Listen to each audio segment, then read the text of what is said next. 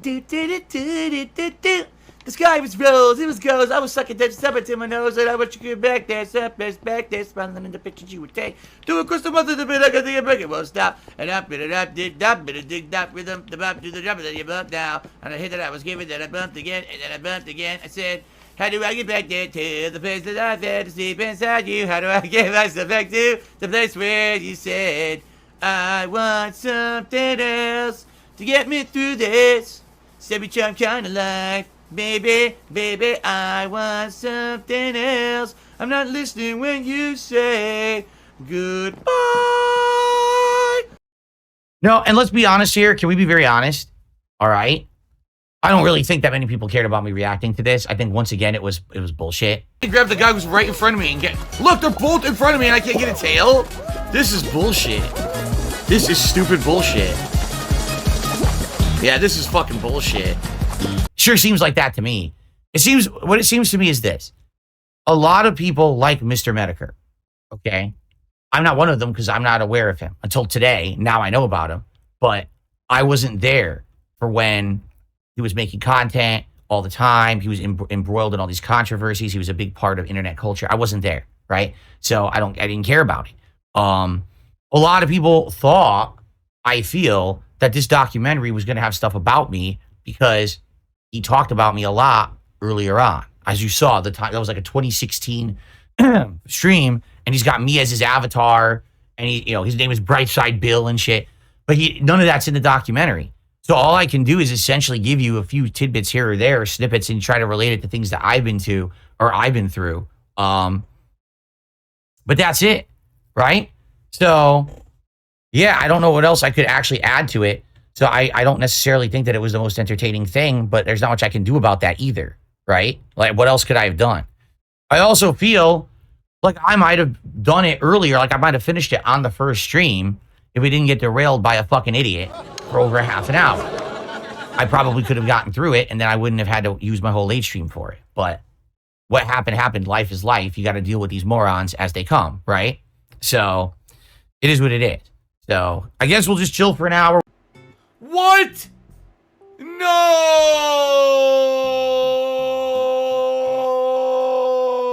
Whatever you guys want to talk about. People person says, would you ever consider watching some of the clips of Medicare watching you? They aren't too harsh. I know it's a lot of people learned about you. I mean, I wouldn't be opposed to it. But if anything, can we be honest here? All right.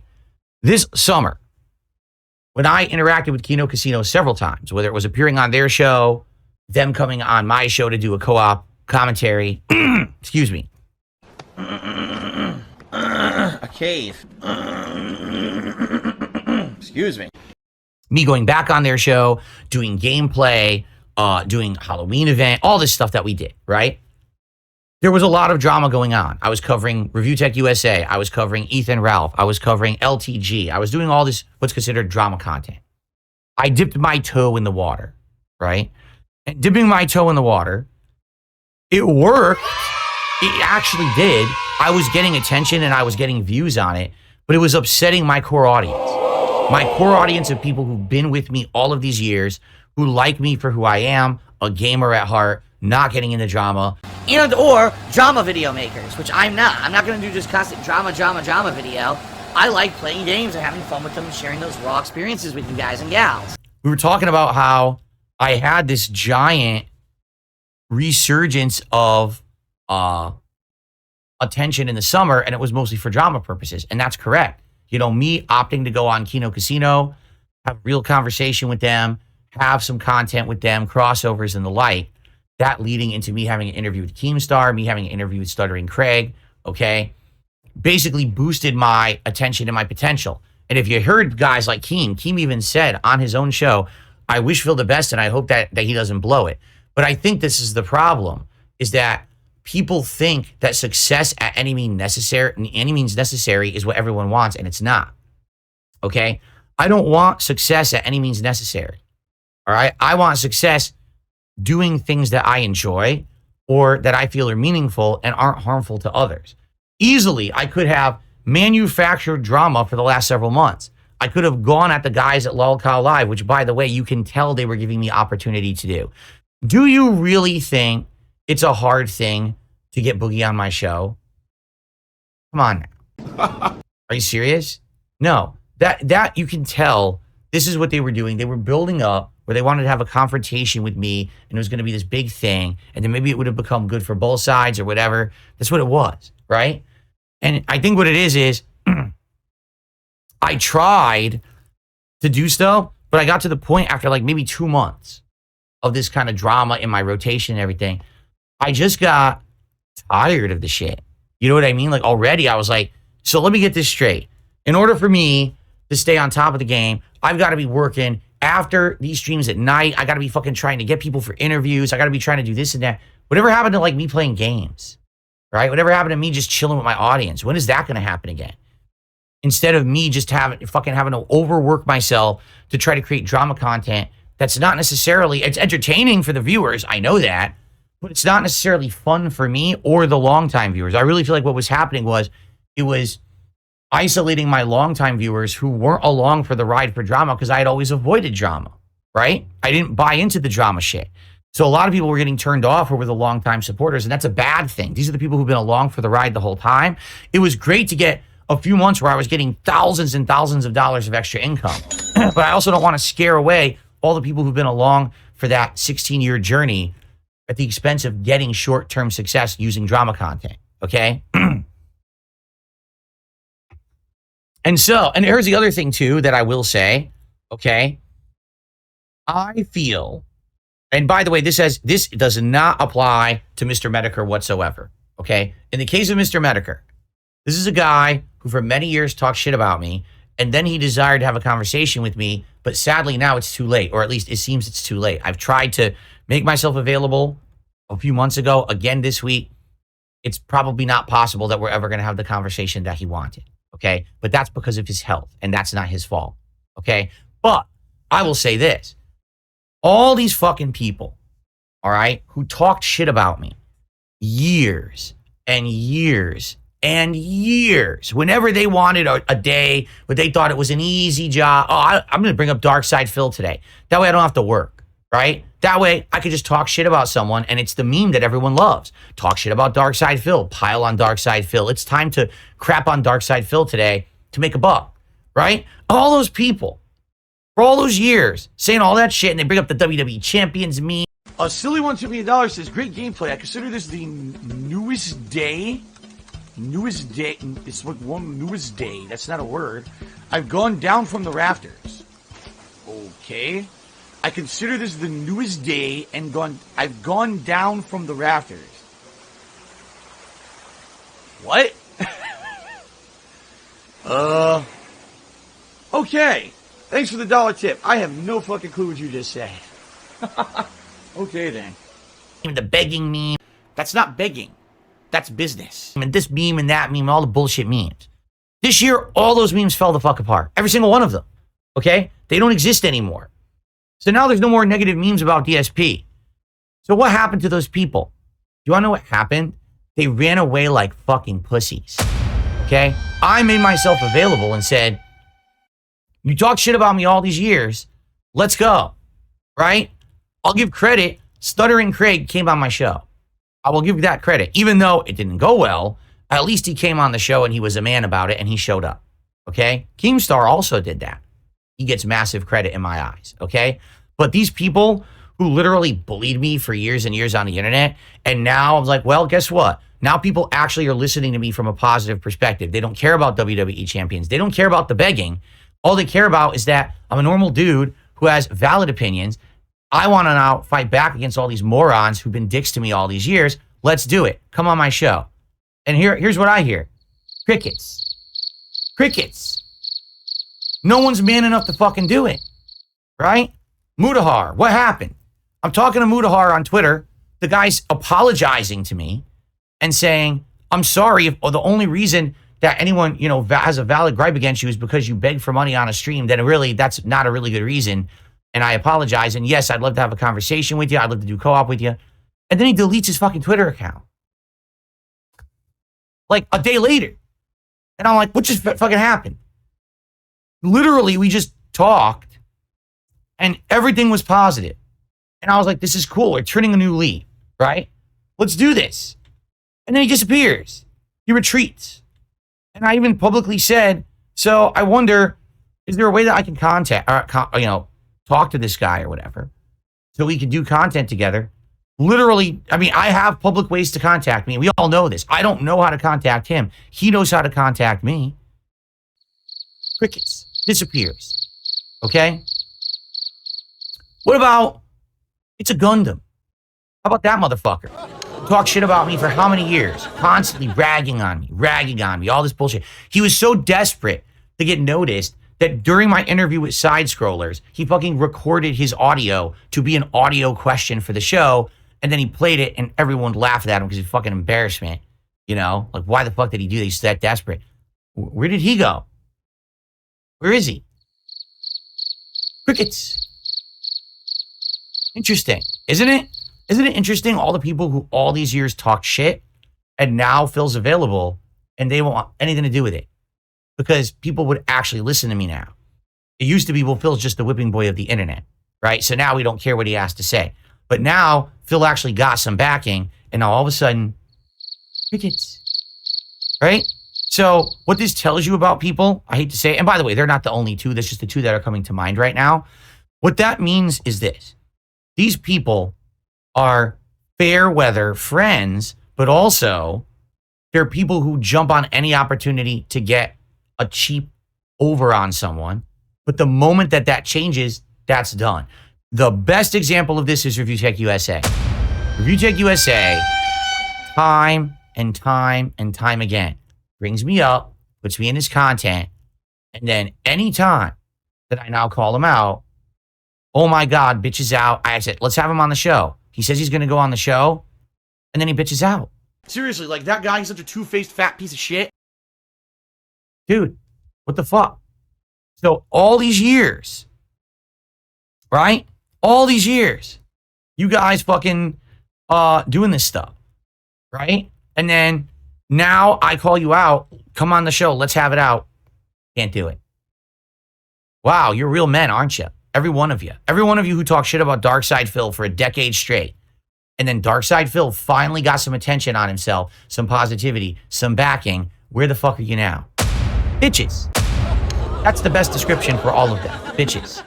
This is the epitome of being a fucking bitch. Because you can talk the shit, but then when someone steps up, the man up to you, you can't take it. So here's the truth. One of the major reasons why the last few months you notice the drama has died down and I'm not getting any interviews or anything, that's why. I was talking to people, I had things going, I had things I was trying to arrange, and these people became incredible bitches and ran away. So if the internet will only make fun of me when it benefits them, but then when it benefits me, they run away, I can't make content like that. Do you understand? I tried, but they don't care. They little pussies. So... because I'm tired of getting fucked over by pussies. People who are passive-aggressive, people who have no guts, who have no honor, who just want to fucking talk shit behind your back and fuck you over because it gets them ahead. Like I said, the one person who's exempt is Mr. Medicare. He actually has a valid reason why he can't talk to me. I get it. 100% understand. Absolutely no hard feelings whatsoever. But these other fucking people who are so opportunistic to drop the name Darkside Phil in a negative light anytime it would get a rise from their audience and make them money. But then when I had opportunity to clap back because people cared about me again, they ran away. That's ultimate pussy shit. And I know some people will be like, oh, Phil's burning bridges. There's no bridges here. They ran away. They ran over the bridges and knocked them down. Do you get it? They retreated away when DSP actually had some backing again. I tried to make these opportunities happen. I reached out. I had people working on it. Oh, no, can't do it. Oh, no, not interested. Oh, no, can't do this, can't do that. Fuck you. Fuck you. Fuck you. Fuck you, Ghost Games. You dumb fucking ass cuck fucking pieces of fucking shit. Every one of you pussy bitches.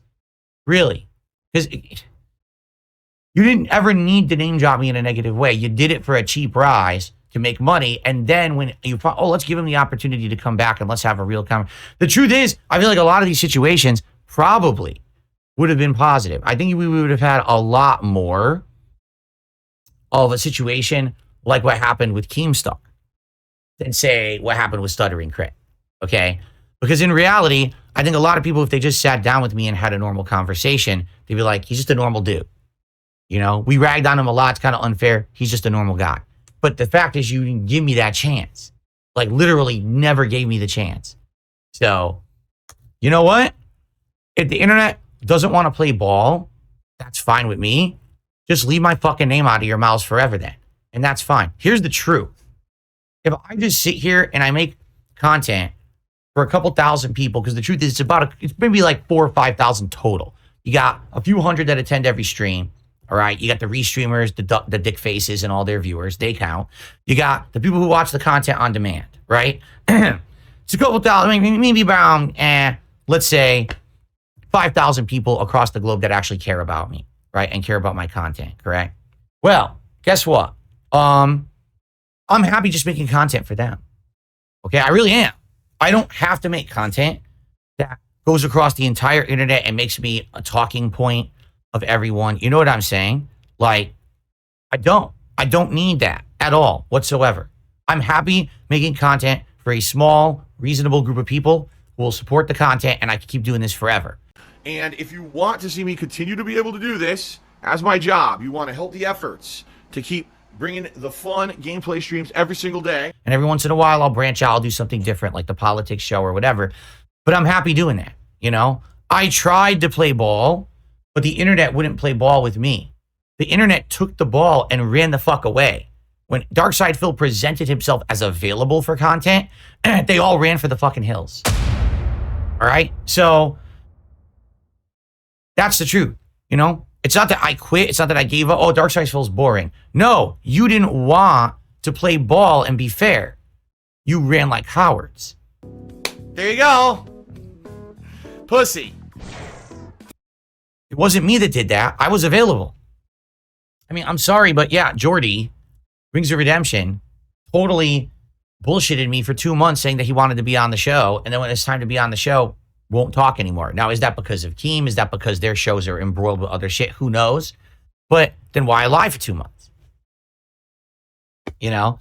But at this point, I don't care. You know what I'm saying? Like, I'm busy. I don't need to wait for these people. I don't. I have more than enough shit to do. I have enough content to put out. I'm not starved for content because I'm not greedy, because I'm not hungry. I'm just happy with who I am and what I'm doing. So I don't need to wait for others to do this content. I could do my own. You get it? I've been doing my own for over a decade. Yeah, exactly. Wings keeps bringing it up. We're not talking. I haven't talked to Wings of Redemption in like a month and a half. He never responds, so I stopped caring, you know? Good thing I don't care about the stupid points of this game. Garbage game. I just don't give a shit. Why would I? Why would I? And he won't talk to me about it, so why would I give a fuck about any of this, right? Mudahar runs for the hills, cancels his Twitter account, even though I have ways to contact, I have ways to be contacted, doesn't contact me, right? It's a Gundam. Talks about me for a zillion years. Now's the perfect time to finally man it up, runs for the hills, hides, doesn't want anything to do with me. Lolcow Live people. Oh, we all want to be on your show, but now magically we can't seem to arrange a time or date. Then we just don't care and we stop talking to them, right? It's like every excuse, every stuff fucking thing over and over. You just get to a point where you just don't care anymore. And I don't. I'm not desperate. It's a shame because you saw the potential, correct? You saw the potential that if people were willing to work with me, how different things could have been. But they don't want to work. They just want to clown. Well, I'm not a clown. Oh my God.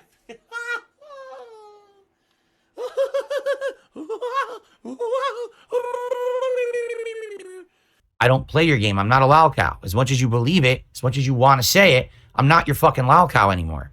So now, leave me the fuck alone. Oh, Dunsfelter, I already told you about that too. He says, what about FGC guys? Let me put it this way, okay? I was talking to 3 different people in the FGC. 3, okay? One talked to me for about a week and then disappeared and never responded again. One was incredibly interested in the interview until they started doing research and they found all my detractors' videos and literally believed every single thing my detractor said. Like I said, remember that there was a video about a VTuber? Like, I don't know even remember what it was at this point. But I guess I had made a video. Something. Oh, I remember. I was on my React show and someone had submitted a video for me to watch and react to. And it was a VTuber playing Street Fighter 6. And I was trying to watch it and I was trying to enjoy it. But then the VTuber's voice was so gratingly high-pitched and annoying, it was legit giving me a headache. So I said, I'm sorry, guys, I need to stop reacting to this because I'm actually getting a headache. Let's move on. It has nothing to do with the content. I can't say it's too high-pitched. And then my detractors turned that into, Phil hates all VTubers. And then this FGC guy saw the video and says, why are you making fun of VTubers playing Street Fighter 6? Don't you understand that that's good for the community? I thought that you were trying to build bridges, Phil. I said, what the fuck are you talking about? Are you like you retarded or something? Like, did you actually watch the clip in context? Or are you just stupid? And the answer is, I hate to say it, the common person is just really stupid. Oh my God, the common intelligence level of the common gamer. Oh my God. Like, they don't take the 5 extra minutes to research what actually happened. Like, they just believe everything. So the guy actually just believed that everything that these people say is true and that I like hate all VTubers and shit. When does that ever happen? When have I ever said that? When have I ever even cared about what VTubers do or say? I don't, right? Like, but they believed it. So after that, I was like, well, I guess that's that. That's that bridge burned. I'm tired of chasing this person. I can't make the person not be stupid and just believe everything and be a gullible dunce. So I can't help that you're stupid and you don't understand intelligent like conversation and intelligent commentary on something and criticism. So sorry that you're stupid. So I, oh, well, what else can I do? Right. And then there's one other person who I was also talking to who's interested. And there is a possibility that in the future, I may do something with them. But quite frankly, 2 things happened. Number 1, I just stopped caring about interviews. And number 2, they got embroiled in other controversy at the same time that I was talking to them to appear in the show. And I think that kind of overshadowed everything. And then it kind of fell apart. So there you go. Vietnamese comrade, no one said Mutahar deactivated his Twitter because of me. That's not what I said. What I said was we literally had a great interaction and conversation on Twitter. The idea was that we were supposed to do a co-op, and he even agreed to have future conversations and all this stuff. And he apologized to me for things he had said about me publicly. Then he deleted his Twitter the next day, leaving me absolutely no opportunity to ever have an interaction with the man ever again. So literally he says, I'm sorry for my actions. Let's have interaction, and then shut off the avenue by which we could have interaction.